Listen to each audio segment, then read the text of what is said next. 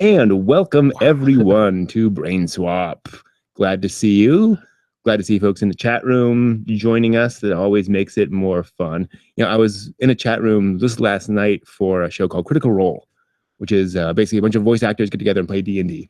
Cool. It's really neat. So Laura Bailey, anime voice actors in it. Where's my pen? Really cool. Yeah, I know. And Matt Mercer is their dungeon master. If you're into video games at all, you'll recognize everyone who's in there. And they have a chat room, and they have a very passionate fan base.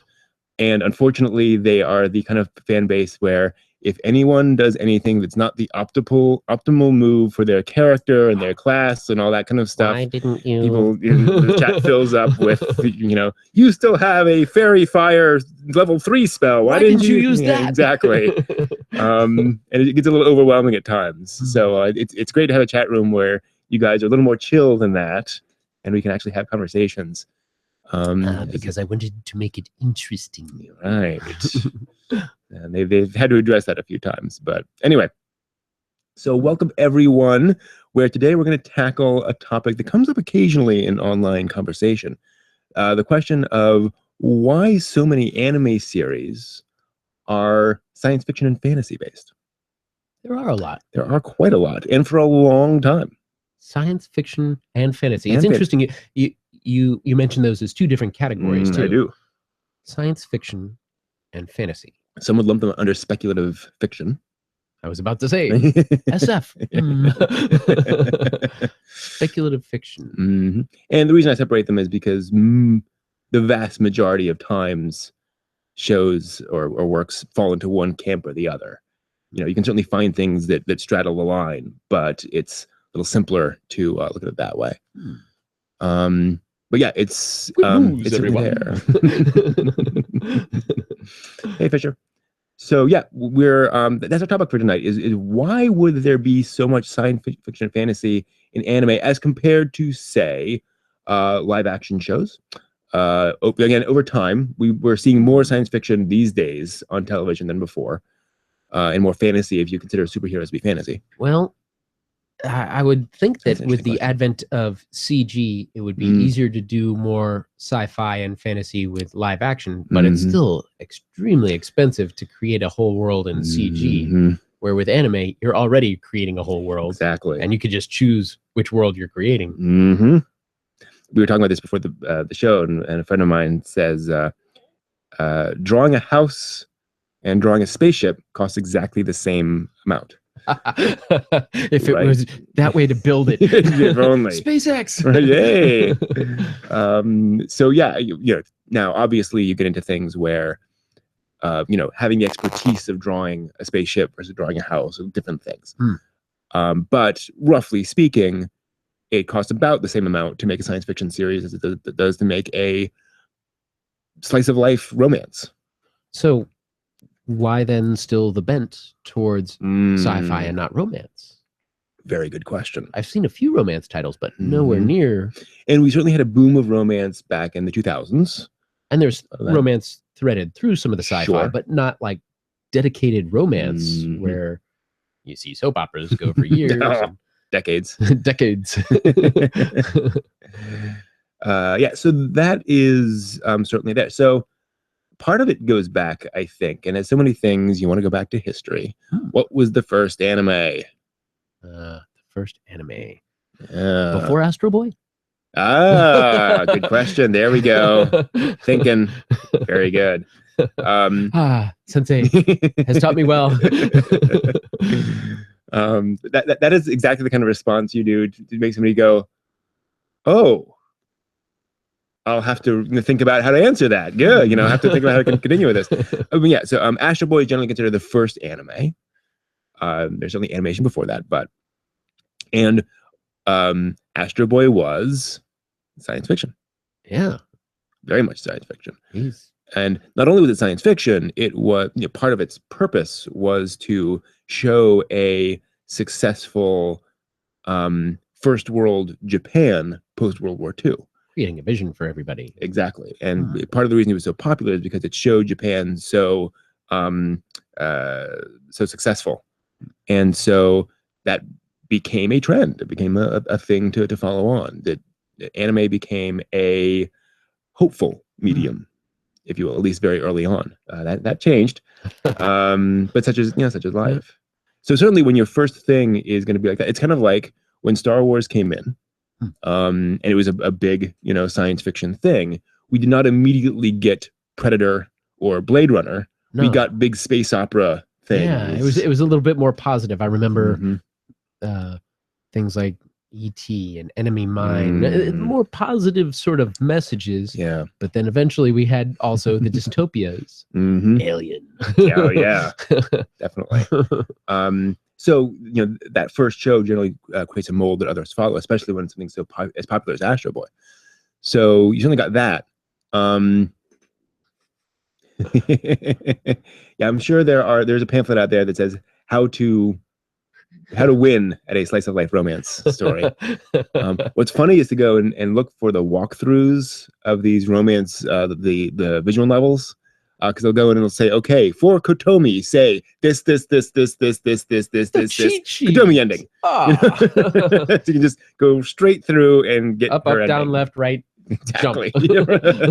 Exactly what it is. Which is one of the kind of downfalls of romance stories is there's only so many plots that you can do. It's one of the reasons why that big push in the 2000s kind of died out after a while. They're either gonna another girl get together or they're not. Exactly. Yeah. Now Fisher in the chat room points out a lot of series are aimed at boys. Thus science fiction, whereas romance is generally aimed at girls. That's certainly true. Generally. And we did see a difference there in the 2000s where most of those romance series were aimed at boys, at least as much as girls. But yes, science fiction has traditionally been a male-dominated thing. And for those of you who don't believe me, go to a science fiction convention. That's changed. I will say that's been gradually changing, and for the better, because definitely as girls are getting more involved with things like science and making and the whole fantasy area, it's kind of diversifying, and it's a welcome change. I don't think there are any guys out there saying keep women out of sci-fi. Oh, there are, but really? Oh, yes. Oh my goodness, that's it's silly. Sad. Our treehouse, man. You can't come up here. No girls allowed. Exactly what it is. It's depressing.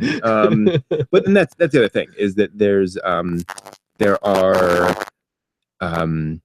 because science fiction. Actually, I will say science fiction has been driven, might be a better word, by men. Male authors of the novels, Gene Roddenberry. Television has been a very male-dominated place for a long while.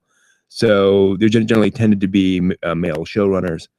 So that's certainly been a thing. So yeah, I think it's one of the reasons is that anime has generally been a more boy-oriented medium. So with Astro Boy, that started out with a positive message, and of course we were still in the area of being able to create a new world. But it stayed with the fantasy and sci-fi bent, where it could have gone to, say, drama, or it could have gone to a political side, or a historical side, or mystery even. But it and there's elements of those in shows, but it's tended towards a sci-fi and fantasy. So why do you think that is? Is there something in storytelling that weights anime in one of those directions? That's a very good question. So there's certainly some structural things. For example, at least post 70s and 80s, you only have so many episodes. So if you're a soap opera, you can stretch out those romances and go in any directions you want to. If you only have 26 episodes, that romance, beginning, middle, end. Absolutely, yeah. And it's hard, as we were saying before, to do something fresh with a romance story in 26 episodes. It's certainly been done, but there's only so much time. So many that you can. But with science fiction and fantasy, you can throw in all sorts of different any direction. twists. Yeah, as much as the mind can imagine. Pretty much. Now let me see. I saw something in the chat room. It seems like it really lends itself in that direction, just because you can create an environment that in other media would be extremely expensive. Right.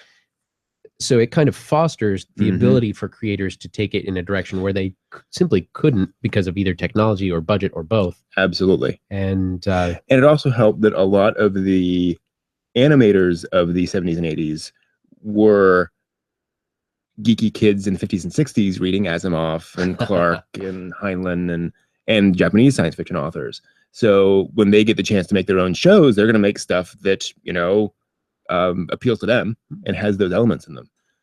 Now, great thing from Zero ASD in the chat room about Gundam trying to introduce girls, or Sunrise trying to introduce girls to Gundam. Sunrise is the studio that makes Gundam, which is kind of a new thing. It's actually interesting. It kind of goes back to our earlier point. Girls have been watching Gundam more and more. Lucky Star. Yeah, Lucky Star. There are definitely Kanadas out there. Oh boy. But Gundam for girls. So, and part of this is because in the recent Gundam Build Fighters Try, the first couple episodes, it's a female protagonist. There's a girl trying to get together the team to do that. That's the second season of the Gundam Build Fighters TV series, which is wonderful to see, a female protagonist in Gundam finally. And part of that was to try to appeal to the female market. There are other aspects to that. She is very well endowed. So there's certainly a pandering in her character design. She also wears spandex all the time. So, wonder if she does that. But there's been an increasing female market for Gundam and model kits because people realize it's crafting. It's putting together these little plastic model kits, and girls can find that as fun as anyone else. Yeah. And especially as the Gundam model kit world has expanded beyond folks who are like hardcore Gundam fans to folks who just appreciate building these models. Now, you mentioned models. This makes me wonder, has the market for the secondary market of toys and such helped to push in the sci-fi direction? That's an excellent point. I think that's absolutely true. Yes, because when you're doing your mecha show, for example, you can create 28 different variations on your giant robot that all show up at various points. And so your collectors have to go out and buy them all. Whereas if you're doing a thing in live action, like drama, it's tricky. You can have the regular character, you can have the chibi character, maybe dressed in a couple costumes. Yeah, a good example of that. Trickier. Look at Evangelion. You have which mecha show, but it overlaps in some respects. Definitely. You have Asuka in every costume imaginable, Rey in every costume imaginable, Mari Illustrious. So you've got these various characters you can do that with, but again, you don't see, there's not that many variations to go with those characters beyond that. Whereas with science fiction, you can do it, and then, as Sunrise has found, you can even go beyond that with your mecha, where folks can create their own custom designs. Just throw pieces together and build their own. The mashup. Okay, model mashup kit. You can't really do with model kits with figurines that well. It doesn't really work that way. Someday. Take my idea, run with it. Absolutely. Now. Nope. It's right there. Yeah, there we go. It's just right there, if you guys can see it. Fisher brings up an excellent point. Macross had a huge romance storyline. Yeah. And that is absolutely true. And that's one of the reasons why this is a big thing, because Macross brought in a huge female audience. When it was brought over as part of Robotech, as part of the promotional material, they claimed that fully half of the, I think it was under 10s watching Robotech were girls. Wow. I don't know how, accurate that was. Maybe it was in pre-trial, we knocked on people's doors. Yeah, who knows? Come from the TV. But they had a very significant female market there. So yes, absolutely, Macross was, and that was kind of a revelation to folks of saying, wow, girls can watch this too. And we can make a show that kind of crosses the streams, if you will. That was definitely a big deal. And again, it's one of those things where that then allowed them to keep on doing science fiction and fantasy, because they said, oh, we can do science fiction and fantasy plots that appeal to girls, so we'll keep on doing science fiction and fantasy. Do you think society is bent towards computers and technology and STEM, and incorporating everybody into that has emphasized as we speak the Google Glass Cyborg Brent. Yes. Oh, you haven't seen What's in the Other Room. Oh yeah. Ooh. Yeah. Do you think that society moving in more technological direction has brought on board more sci-fi, science-based emphasis? Definitely. I think you see that in a couple of different ways. Partly it's in more science fiction shows. I think it's also partly the reason for the rise in superhero shows. Because superheroes, by definition, combine science with themselves. Tony Stark, obviously, but Spider-Man's a radioactive spider. You know, Spider-Man's science put into him.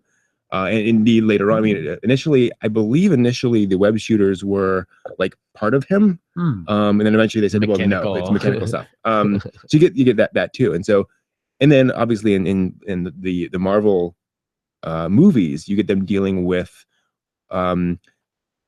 effectively either, well, in later cases political, but also sort of technological issues, hypergates, big problems with technology. There's maybe Just fantastic technology, make it look, we're trying to deal with it, and being able to create that universe in an environment where the viewer has already bought into the idea that it has this look. So if it looks a little bit different, they're not saying, well, I can see that this was plastic molded or that's fiberglass, or there's no way they could do that in real life. Where some of the superhero live action things, the mind wants to go to, well, it's realistic with the flesh and blood characters. All the rest of it has to be that realistic. That's why I can never watch any of the Flash shows, because they never look.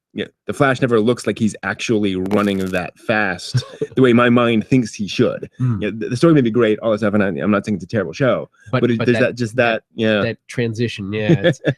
So it's kind of surprising that U.S. comics haven't gone as much in the animation. I suppose the early days they had some animation, but sure. They've gone with a more realistic look for the movies. Yeah. So. I think I think you can definitely go back to Blade, Tim Burton's Batman, those movies which established the idea that you could bring, and actually Bryan Singer's X-Men. I mean, it's hard to find a movie that more perfectly brought those characters to life given that time period. Because you watch those movies and it's like, that's Wolverine, that is that character, that's Storm. They brought those characters to real life in a way that hadn't been done before, and the fact that we had several of those things are pretty awesome. Now look what this brings up in the chat room. Some sci-fi is also influencing the real world, and that's certainly true. Science fiction has for a long time been a harbinger of things to come. Star Trek, obviously. The Motorola symbol. Suddenly now we have flip phones that look like communicators, and then the technology goes from there. And, I remember, what was it? There was a mission to Mars, was it? I don't remember. There was something where they had a scroll out translucent display map where they could see through it and they could write on it like a tablet. Everything's kind of displaying. Yeah. Now we've kind of not necessarily develop that technology, but the idea of that technology of a heads-up display and overlay over your environment. Yeah. So it inspires a lot of things. Absolutely. Hopefully more of the good things rather than the dystopias. Yes.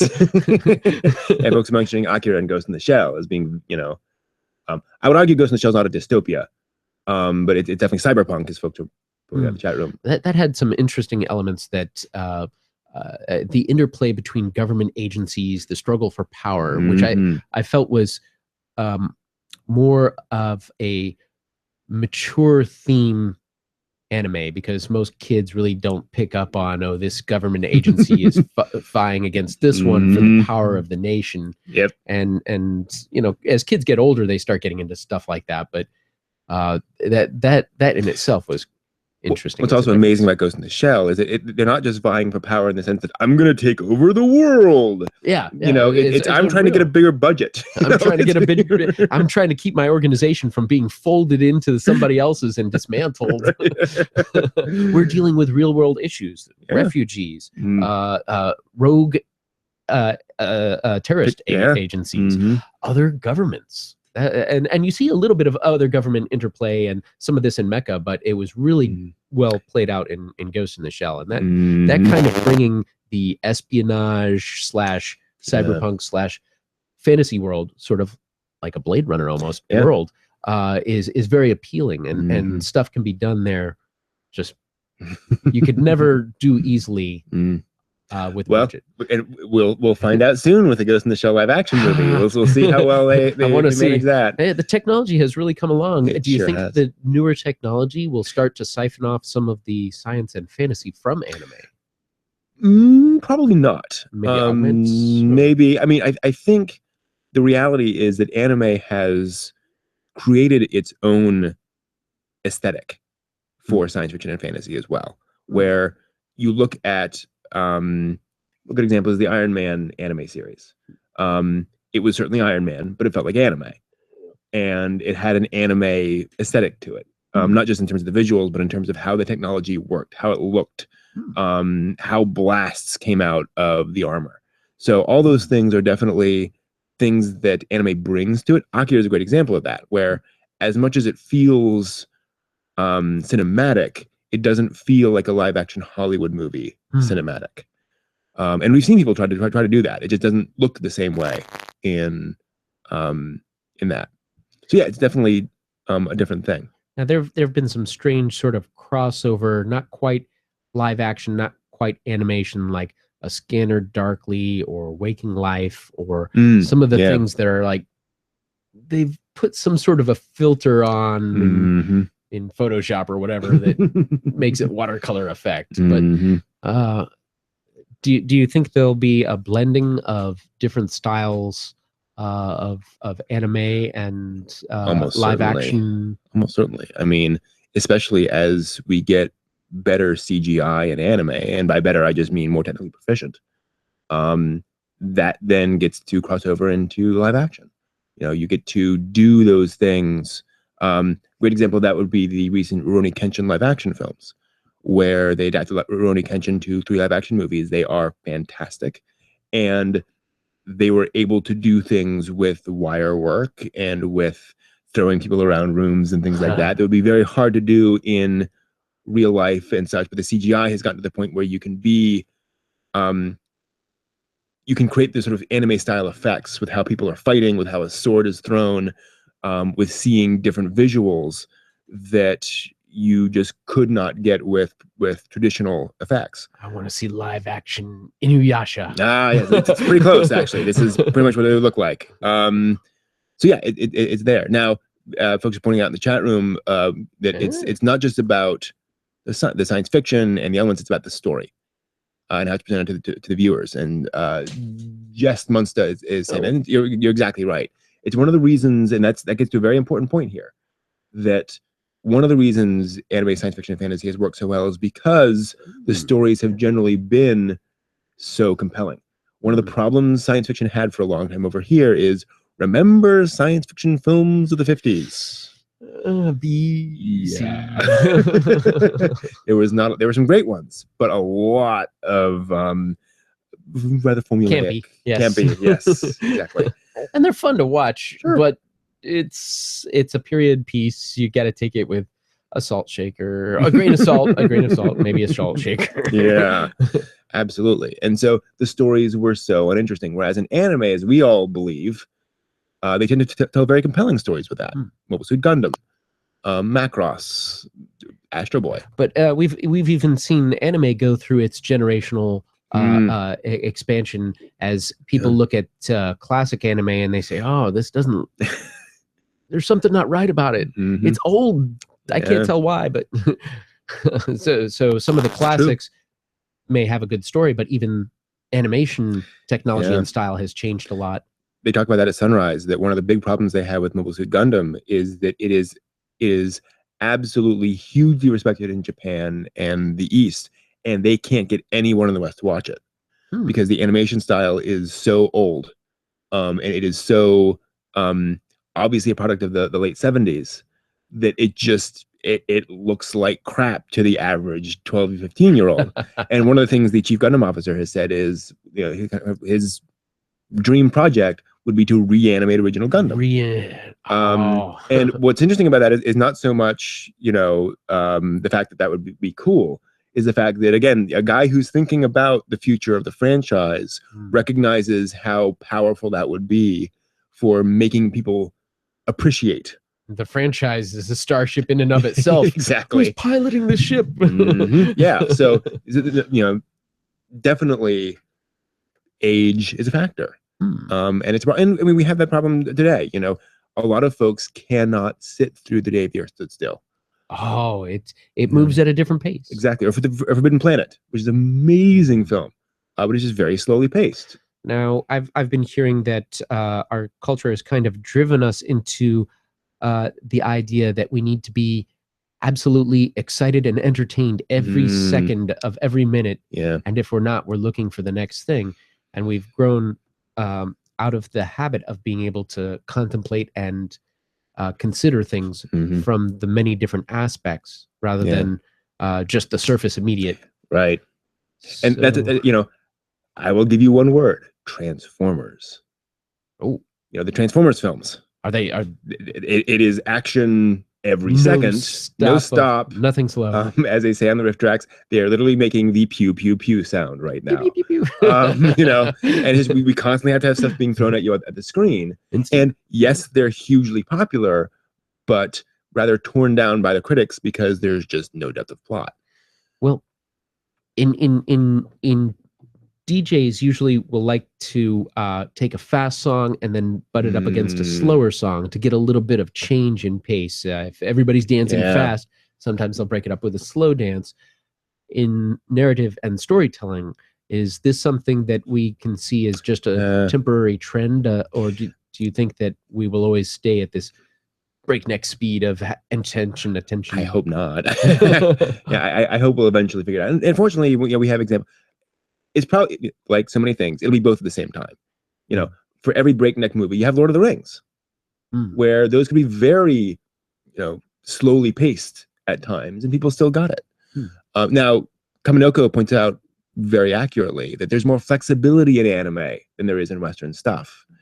You don't have Hollywood producers looking over your shoulder the whole time trying to make it that. Now, you have plenty of people in those roles in Japan, but they're not trying to make it work for every human being on the planet, which Hollywood tries to do. Absolutely. In anime, there's more of an understanding that, well, this is going to be for 12-year-olds. It can be goofy, or this is anime, and anime can do that. Exactly. So yeah, I think that's a very good point, that anime has that flexibility, and in multiple different angles. That's very true. Zero points out in the chat room that they're redoing Gundam with Gundam the Original, which is an OVA that's redoing a lot of that plot from kind of the Zeon perspective, the bad guy's perspective, and it's very compelling because there's a lot of plot and a lot of stuff to involve there. You get to see Char as a kid, and why he was so serious, and where all that rage came from. And yeah, it's kind of remastering the anime. And again, I think one of the reasons they did Gundam the Origin is it was basically a backdoor way of doing that, of reanimating the original show in a way that is visually compelling to modern audiences. Are we going to see anime expand more in the other genres in the coming years, do you think? Or do you think it will stay on this trend? Who knows? I mean, that's it's the classic, where's that stock going, up or down? I wish I knew. We've seen a lot of fantasy that kind of crosses over into video games or D&D style approaches that we hadn't seen as much in the past, just because games, back in the 8-bit days, there was no story really that you could make that much of a movie about. Now every game can have practically its own movie within the game before it even gets to the point where some of them do. Yeah. And we should bring on a TRS-80 and show people what that looks like. That'd be awesome. TRS-80. Yeah, the old Radio Shack TRS-80. And what gaming was like back in the day. I'm sure some people out there are going, TRS-80, what's that? And then there's the other guy going, oh, trash 80s, I remember those. Google it. Those things are great. Yeah. So yeah, there's lots of things. So that is the question is, we seem to be seeing more science fiction in the past few years. We're seeing a little more fantasy. Stargate anime, sign me up. There was an animation of a season that's right. for Stargate. Yeah. But when I watched it, I had just finished Stargate regular franchise, Stargate Atlantis franchise, and then the Dark Stargate Universe franchise. And the animation was designed for kids. And it was too saccharine for me at that point to watch.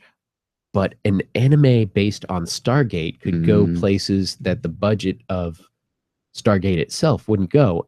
So the writers could take it and run with it. One of the reasons I loved Stargate the movie, which I saw in theaters, I'm that old, was how big it felt. You know, that was a huge premise that they really made feel like a huge deal in there. I mean, science fiction has always had, or typically has had, these grand vistas. If you watched Red Rendezvous with Rama back in the day, or Dune, they're just these huge stories. And Stargate felt like one of those huge stories brought to life. And Stargate, the TV series, as fun as it was, could never do that because it was a TV series. So yeah, anime series can absolutely go there. Liquidus, good question. Because sci-fi seems more flexible. Does that make it hard to get stale? Some may disagree because you get copycat unoriginal series out there. So it's a question of how you define stale. Good things get imitated, but at what point do you say, this is no longer original, it's a copy of a copy of a copy of a copy, I want something new? Right. And as you said before, anime is a wonderfully combinatorial medium. You know, they love taking what's there and then just putting it together in a different order. So some call it the Taco Bell approach. You know, it's the same food in a different organization. Yeah. Here you go. Lettuce on top of the tomatoes, and that has meat on top of it. Oh wow, amazing! We roll it up inside the shell. So you got to get used to that. But that said, there is the advantage of science fiction is that it's easier to create a different setting in science fiction because you can change one aspect of society, move us forward 50 years, and that's what that would do. Good example, Code Geass. So Code Geass posits a world in which Britannia has taken over the world. So essentially, the colonialism of the British Empire or the American Empire, however you want to look at it. But the Western powers just continued and continued and continued, and now the entire world is run by that one country. And so, what would that do? You know, how would people deal with that politically? So that is, that's a different thing. And then you had giant robots and people with Geass powers who could just command people, and you throw all these things together, and everyone's done each of these pieces before, but it's thrown together, and that creates something new. New variation of ideas. I think that there's a lot of potential to take the frameworks of other stuff and then put a new spin on it.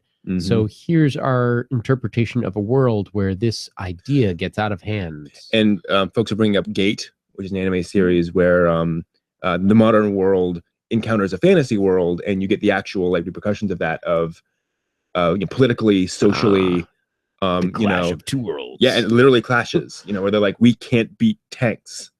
There's just we're screwed. So what can we do? And then there's then great example of Liquidus is Broken Blade, which has kind of magical mechas, which have been done before in Escaflowne, but no problem there. And Sakura Wars, which adds essentially mecha to steampunk. It's basically steampunk. So kind of mecha to Meiji era, which is very interesting.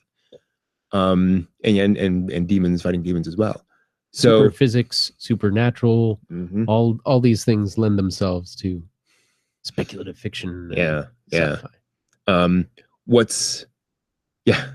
magicians.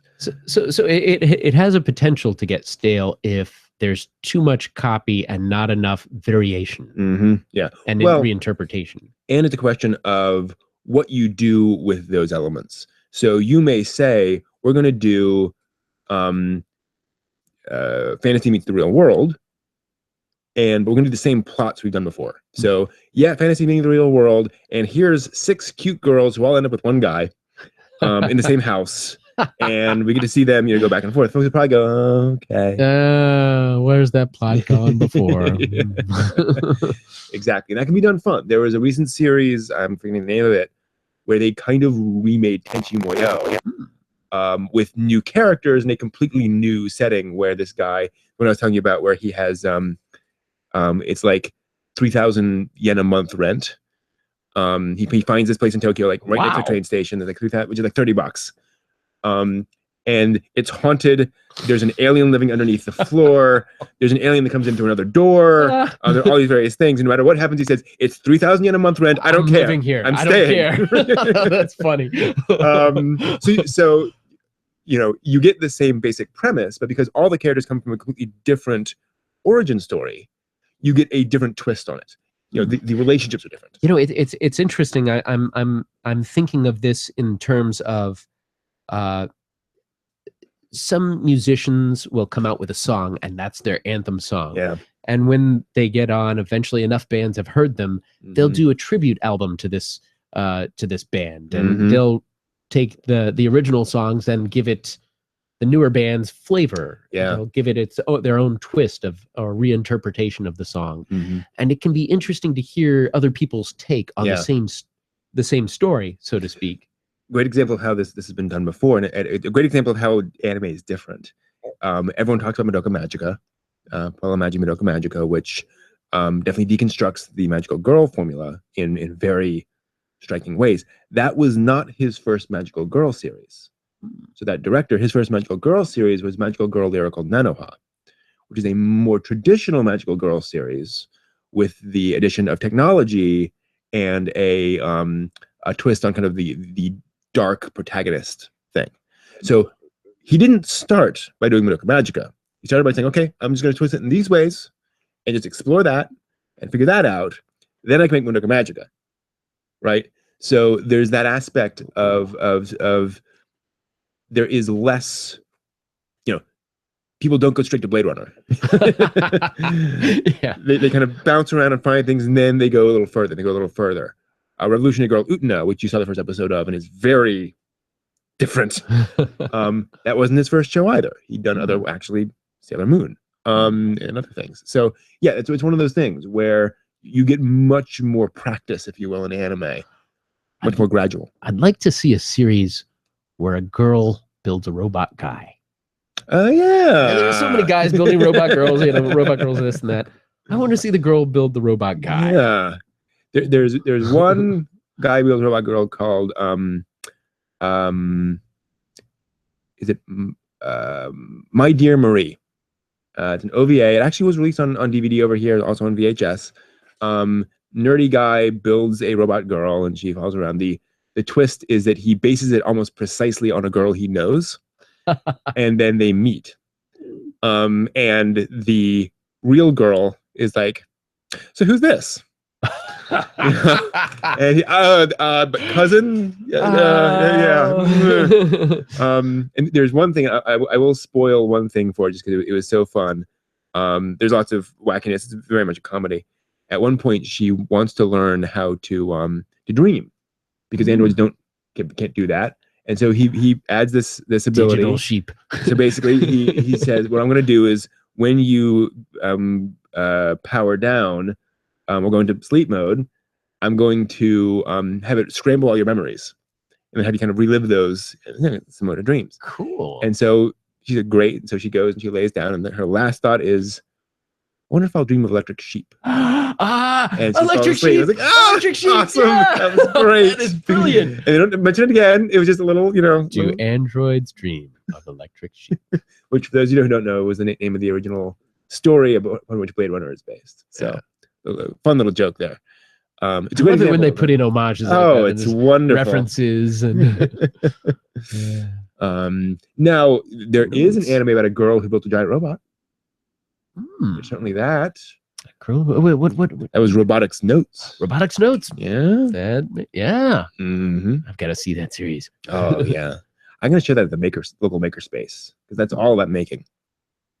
Wow. Yeah, Magical Girl Mecha. I mean, I haven't. That's an interesting thing. There's certainly been technology magical girls. Mecha. I mean, technically, Sakura Wars is that because they're the only ones who can pilot those things. They have that sort of sympathy thing. But yeah, there's never really been. I mean, and again, because Mecha hasn't really crossed over into the shoujo girls thing in terms of as much. Well, there haven't been Mecha series aimed directly at girls. Yeah. So it just hasn't really yet. A little bit Hopefully of crossover. Yeah. Maybe someday. I'm sure there's been some. There is one. Oh gosh, it's aimed at boys, definitely. All the girls are. And you bounce all over the. Anyway. What was the name of that? Something Divergence, I think. I watched the first episode and stopped because it was so disturbing. Divergence. No, Divergent Eve, but it's not. I'll digging through the. It's a science fiction series, and they archives in the mind. Okay, what was it? So it's and that's exactly Zero. Like a series with a bunch of girls, usually aimed at old guys. It's like, oh, great, thank you. Infinite Stratos, definitely. That's a good point. That's girls in they're doing sci-fi things. Strike Witches, you have technically. Do I have Stratos? Maybe it was Divergent. Stratos Let over me there. just look at Divergence Eve. Maybe I was. Well, it is. Yeah, that is it. Actually, Divergence Eve. So wow, that's kind of scary. Wow. Cool. Yeah, tell me that isn't aimed at guys. Oh, they see this. I actually, you probably can't see this, but let's see if we can switch it over. Share out the screen there. There we go. So yeah, that's Divergence Eve right there. So I checked out one of the episodes, and I'll tell you guys this because they're skin tight. I think I watched the sequel series. I wear those to work. And the first episode shows a girl getting caught in a some kind of field that sort of eats through her ship, and you see it eat through her body. It's very disturbing. It's a very graphic image. Things you can do in slow motion, and it's like I didn't want to see that. So just be aware that apparently they go a little, on the violent side in that show, but kind of weird and goofy in that too. And then of course you do have War on Geminar, the Tenchi OVA, where it's female pilots almost only, or mostly. It's in a fantasy world where robots have this kind of life sympathy with their pilot, and you need a certain kind of life sympathy score. And over the generations, it's been skewing increasingly female, and so kind of the male population. Sorry, is dying out. Shinji, you don't have enough synapse links to. Well, speaking of, there was a parody of Evangelion called Dual Parallel Trouble Adventure, which was a Tenchi spinoff, where they recovered these mecha and they could only be piloted by girls, except this one boy who is very much like Shinji. And so one of the things they have to do is they have to have him not run away. So at one point they have to dress him up as a girl, so that no one will think that they actually have a male pilot, because that would be suspicious and all this kind of stuff. So he gets a very special pilot suit that is enhanced Augmented. in several ways. Yes, and there's a scene which always gets people to laugh, where he starts just. And then other people come over and he's not feeling anything. It's just like padding. This is your why? Oh, like, soft. So yeah, so there's certainly that's up in there. And then Madoka Magica is also fantasy in its own way. All Magical Girl is fantasy in its own way. That certainly falls under that there. So that's certainly been a thing for a long time. When I mentioned Stratos, I was talking about Infinite Stratos, I think. when I was talking about girls piloting stuff. I have an Infinite That's Revias. 4, and then Infinite Revias. Let's see. That's all Stratos, boys, but yeah. Stratos 4. I know I've seen all. Sometimes it blurs in my mind. Yeah. Brent keeps it straight. I don't know how he does. Specific. Yeah. I don't know either. Somehow. Magic. Yeah. Oh, and yeah, the Magical Index Railgun universe. That's definitely a sci-fi fantasy, speculative fiction. Science fantasy actually is one of the terms. And of course Sakura, which is definitely magic, definitely fantasy. Nothing tech there. So yeah, it's out there. But yeah, I think again, when you're trying to tell a series, Sakura is a great example. Sakura is about being a young person and suddenly realizing something you have to do, and you go out and do it, and the responsibilities thereof. It's dealing with childhood, and so yeah, I give it all straight because of Google Glass. That makes sense. It's all up here. He's cheating. Totally. But yeah, it's an issue because so if you're trying to tell that story in live action, there are ways to do it, but you give yourself this magical quest to achieve, and you give yourself these tasks to complete. You can address those aspects of childhood and of growing up in ways that's a lot harder to do in a realistic world. And same thing with Escaflowne and all the other shows where you can address these topics in specific ways. Sort of separating out into a story for instructional purposes, or Gundam does this all the time by showing a tech issues by presenting a philosophical difference between two sides and representing those in people and their philosophies of that, and having them discuss that, usually while shooting at each other. And that is hey. And so you get to see these political perspectives directly. Gundam 00 famously has a Middle Eastern descent terrorist as a protagonist, and you get to see why he does what he does. Motivations. Exactly, and you appreciate where people are coming from on these things. I will say, well, I guess anyway. So yeah, you can explore these things in ways that don't trigger or don't have the exact same response to people. If it was live action, people would be a little bit more, hey, they're talking about it's sort of like being able to separate oneself from the situation, set a hypothetical. Yeah. It's almost like working with puppets. You can get out into the open things that normally you can't with things that are held too close to people's sensitivities. Which sci-fi and fantasy have been doing for decades.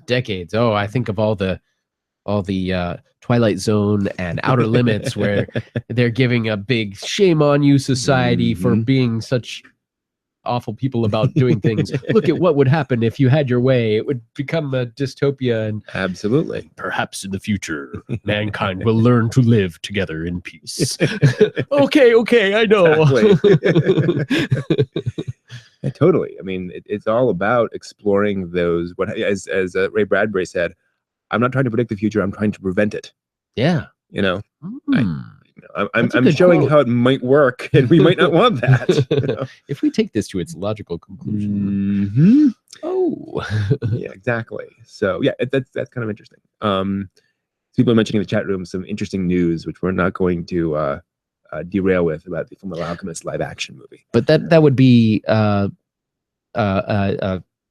fantasy, sci-fi, and that combines an alternative timeline where alchemy takes a greater role than physics, and it works, by the way. It works. The folks don't get confused. It's and so that kind of interesting twist on a theme. We've seen little bits of that, but that took it into a new direction. Yeah.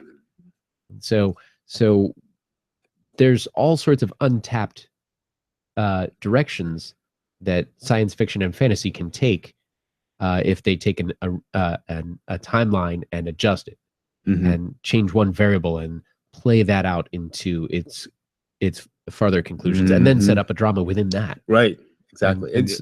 We mentioned earlier that Gundam has philosophy shared while shooting at each other, and that's the thing, is that you have the philosophy and you also have the exciting action of giant robots, shooting lasers.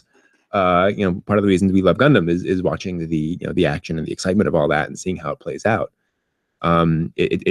It makes that entertaining in a way that a treatise on political philosophy is not. Yeah, and if you can combine the struggles of power at different levels, the physical level, the strategic level, the thought level, the ideas that are battling for dominance, is this idea or a value higher than this one, and what's going to prove it to be, who's going to come out with the brass ring at the end of the day. Yeah. Remember in Mobile Suit Gundam, where you have Ramba Ral, who is this frontline soldier who is fighting for the independence of his country. Very straightforward. He believes that the Earth government is wrong to have locked down these space colonies, and he's fighting for independence. Straight up. The leader of his country, spoilers, kills his own father so that we can get tactical advantage. Patricide. Oh yeah. For political advantage. And does a number of very nasty things. And they're both on the same side. One does that has mean? a more pure motive, and the other has a pure evil motive, pure lust for power. Right. And you have other characters in other aspects. So and because one of the important things Gundam always points out is that no side is homogenous. Yeah, there's the two good and evil within the evil side, and then there's the evil within the good side, and then how do those reconcile at the end of the day? And wow. Yeah, and that helps us to appreciate the fact that when you're arguing politics, Republicans versus Democrats, or you're arguing science, or you're arguing art, or whatever, you realize that saying they always say XYZ or they always think XYZ. Well, no, they don't. Some people do, some people don't. It helps us understand. You throw politics into some of these, and you'll have an unending resource of material. Oh boy, no kidding. Now, something like Hiraku no Go. Hikaru no Go. Yep. Hikaru no Go. A game, but also with a ghost. Yeah. Fiction, but also some elements of reality. And also importantly about Hikaru no Go is that show would have progressed exactly the same way if Sai wasn't there, but Hikaru was just a preternaturally good Go player, right? Sai's advice was useful, but he wasn't haunting other players, right? He wasn't appearing and making people scream. So it adds that fantasy aspect as almost a commentary, if you will, on what's going on. Which is a great example of how fantasy, fantasy isn't just swords and elves. It's not just weird fantasy stuff. It can be used in different ways. Absolutely. And it's a great, how on earth do you make Go interesting to 10-year-olds? It was incredible. That's how. I was captivated. Well, I'm 10-year-old at heart. I was captivated by it. I devoured the series. Totally. Ooh. Well said, Night Sabers. So folks are arguing about Char and characters in Gundam. And by the way, if you have heard of Gundam and you haven't watched it, rectify that. It's a good idea. It's kind of like being into American literature and never reading The Great Gatsby. You don't have to love The Great Gatsby. Shakespeare and not reading Romeo and Juliet. Right. You don't have to love them. You don't have to spend all your just days be on familiar. them, but just it's worth digging in. Brent didn't have to twist my arm too hard after the first few episodes. So. And Fisher says Gundam and Macross dealt with issues that a cartoon would not. Would not touch. You have death. You have the death of good guys. Death. death is something that anime will deal with, where cartoon and U.S. Other animation styles fear to tread usually. Yeah. So that lends towards much more deep storylines and plots and places that it can be taken. As Chaki Kanaka, the writer of Lane and Digimon Season 3 said, we do our children a disservice when we do not talk to them about death. We don't have to dwell on it, but this is part of life that needs to be addressed at some point. The birds and the bees, and then the reverse. Yeah, exactly. And so, so these topics are the important. maggots and the flies and the worms that turn on the, like that scene from Divergence Eve that freaked me out. But yeah, but it's a part of life. And you guys are pointing out, you know, it says a lot about Gundam, the fact that they can flip that over to focus on the antagonists, and we watch it just as much. We enjoy it just as much. Certainly true. Yeah, First Galaxy Express. Wowzers. Yeah, that's the mom's embedded in the wall. Oh man, wow! I saw that as a kid in the theater, and that's how old I am. And that left an impression on me. Yeah. And of course, I felt there's more to this story at the end of the movie, but I saw the Galaxy Express movie and said, yeah, wow. Yeah, yeah, Galaxy Express was kind of a shocker for everyone. Oh, you can do that. Oh, okay. Wow. All right. Did no parents realize this is going on? No, they didn't. It's a cartoon. No, they just left us there. It's Saturday. Kids could go and watch movies. Hey, go shopping. It's a cartoon. It's fine. Yeah, Roy Fokker. Absolutely. You know. And I will say no more for those of you who don't know what that means. But yes, it's a thing. And then there we go. You know, Galaxy Express is, I mean, probably science fantasy. It's got a freaking train flying through space. Railroad is good. And yeah, the railroad. And that deals with very dark themes and very serious themes, very big themes, in ways that a sitcom doesn't. Yeah. That is a reality. So yeah, that is the way of it. So I think we've covered this pretty well. There's a couple of good reasons why sci-fi and fantasy is so popular in anime. Partly because just we like it so much. The heart of the issue. Exactly. We love it. That's why. We just do. You know, what can you say? So I hope you'll join us next week as well, because next week we are going to be doing yet another question time. So join us next week. We will be answering your questions. Check out that video and please send us some questions. We'll be answering questions from the chat room. Ask us anything. We've watched a lot of anime. We've talked about it a lot. Now's your chance to pick our brains. So what is your password to your Swiss bank account? Didn't say we'd answer all the questions. You can ask us all the questions. And I don't have a Swiss bank account. I wish I did. Yeah, you're right, Dee. It's about what people want to write and draw in the first place. And when you have science fiction in your blood, as so many of them do, that is something that just keeps on going. It becomes a self-reinforcing thing. That is the truth. Thank you all very much, and we will see you next week for more of that. And yeah, it's going to be interesting. Take care, guys. Take care. Bye.